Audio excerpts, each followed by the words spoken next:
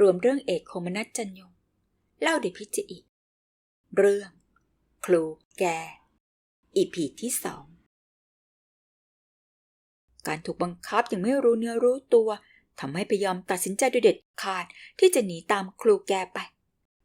ทั้งสองคนได้นัดวันเวลากันเรียบร้อยแล้ว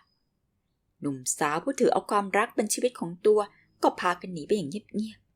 ๆเพื่อไปอยู่เสียให้ห่างตำบลกันออกไปจากที่เดิมแต่ไอ้คนฉายหนังพาคนรักของเขาไปได้ไม่ตลอดรอดฝั่งดูเหมือนพ่อของพยอมจะรู้ล่วงหน้าอยู่แล้วว่าลูกสาวของตัวจะต้องโลดแล่นตามคนรักไปแกจึงได้คุมสมัครพรรคพวกออกติดตามทันทีและไปทันครูแกที่กลางทางเจ้าหนุ่มกอดคนรักของตนไว้แน่นส่วนสาวเจ้าก็กลแต่ฟูมฟายน้ำตาท่ามกลางคมหอกคมดาบของพรรคพวกฝ่ายพ่อพยอมได้โลดแล่นไม้จะทำร้ายเขาแต่พยอมก็ได้เข้าขัดขวางด้วยกำลังน้อยๆของหล่อนคนเหล่านั้นเข้าทำร้ายครูแกไม่ถนัดก็เป็นโอกาสที่เขาหลบหนีไปได้โดยไม่ได้ถูกทำร้ายเป็นแผลชะกันหญิงสาวผู้หลงรักเจ้าคนฉายหนังถูกนำตัวกลับไปบ้านและตั้งแต่นั้นมาเท้าทั้งสองข้างของหล่อนก็ถูกล่ามไว้ด้วยโซ่เหล็กเพื่อเป็นการลงโทษที่หล่อนได้ทำความผิดในเวลาที่พยายามขยับเขยื้อนตัวคลาใดเสียงโซ่ที่ล่ามเท้าของหล่อนก็ดังเปล่งปลั่งอยู่ตลอดเวลาพยอมได้แต่คล่ำครวญกินแต่น้ำตาทุกวี่วันครูแกเองนั้นเล่าก็เต็มไปด้วยความทุกข์อย่างแสนสาหัสจะฉายหนังคลาใดก็มักจะบิดเรื่องขมวดเข้าหาเรื่องจริงของตัวดังนั้นเสียงร้องคล่ำครวญถึงความรักของเขาจึงบีบน้ำตาคนทำให้คนกลับมานิยมชมชอบเขายิ่งขึ้นไปอีกจนกระทั่งในเวลาเช้าวันหนึ่งครูแกก็ได้รับข่าวร้ายอันเต็มไปด้วยความสยดสยองและความเศร้าพยอมที่น่าสงสารหล่อนได้ตายจากโลกนี้ไปเสียแล้วโดยการฆ่าตัวตายเขาเกิดบ้าคลั่งขึ้นไปชั่วขณะและยิ่งทวีความบ้าคลั่งขึ้นไปอีกในการที่เจ้าของศพแม้แต่จะให้เขาดูหน้าของผู้ตายเป็นครั้งสุดท้ายนอกจากไม่ยอมอนุญาตใดๆแล้วบรรดาญาติพี่น้องของพยอมยังจะเข้าเข็นฆ่าเอาครูแกเสียด้วยศพของหล่อนบรรจุหีบและถูกนำไปฝังที่วัดในวันนั้นเองเวลาดึกยามสงัดเงียบและเต็มไปด้วยความวังเวงเสียงนกร้องยามค่ำคืนเยือกเย็นอยู่บนต้นไม้หิ่งห้อยส่องแสงอยู่แวมวามจิ้งหรีดขยับปีกประสานเสียงกับปีแก้วเสียงเจ้ยแจ้วจับใจอาศัยแสงดาวอันประกายบนท้องฟ้าที่ส่องแสงขมุกขมัวพอให้เห็นทางเดินในป่าช้า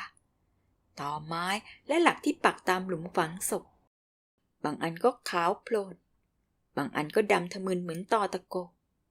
ครูแกเดินไปช้าๆพร้อมด้วยเสียมในมือแกรีบหาหลุมฝังศพของพยอมที่เพิ่งฝังใหม่ๆแล้วก็สุดตัวลงนั่งไปเถอะพยอมเอ๋ยเราไปอยู่ด้วยกันเสียงครูแกพึมพำพยอมจะต้องไปอยู่กับพี่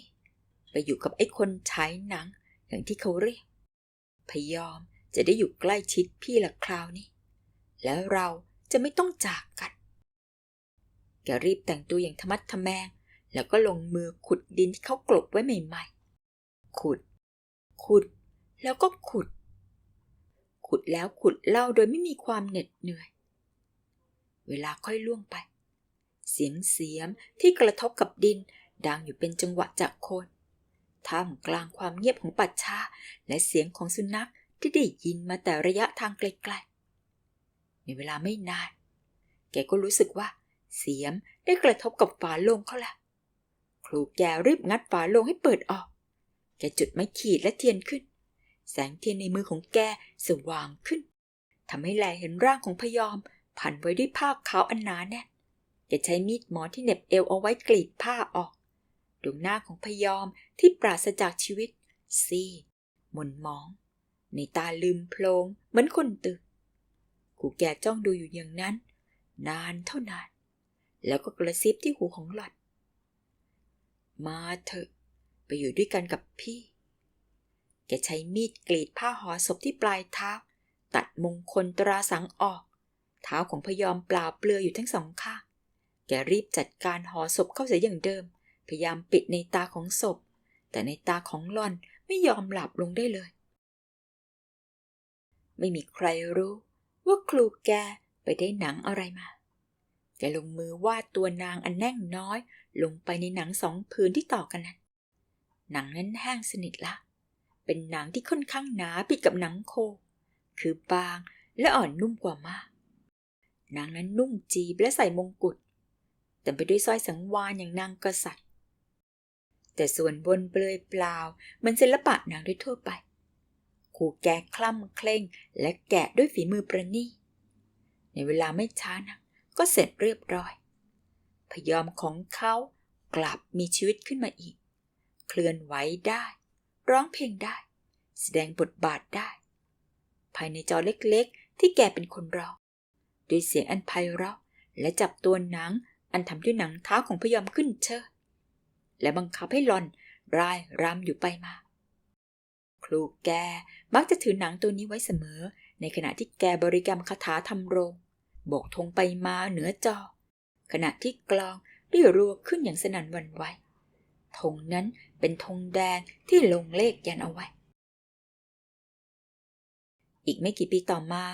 ครูแกก็ล้มเจ็บลงและเจ็บอยู่หลายเดือน